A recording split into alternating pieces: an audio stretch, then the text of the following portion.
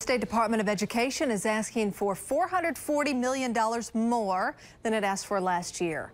The department wants more money for teacher raises, also an increase in classroom spending. News 9's Aaron Brillback is covering the Capitol.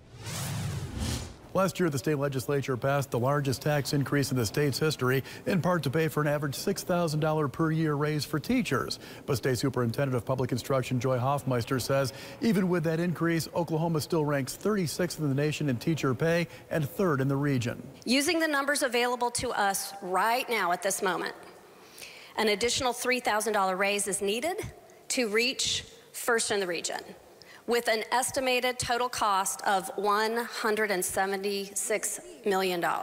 Hoffmeister today asked the legislature for $3.35 billion to increase teacher pay and funnel more money into the classroom. The cash would also be used for mentoring teachers, professional development, and leadership opportunities for teachers.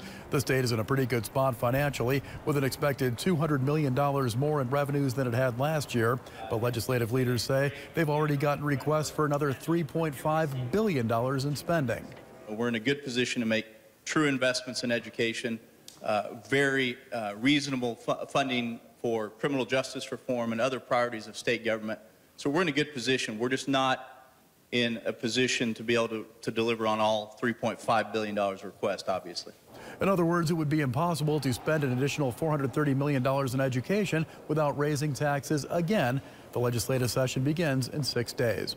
On the scene on the story at the state capitol, Aaron Brillback.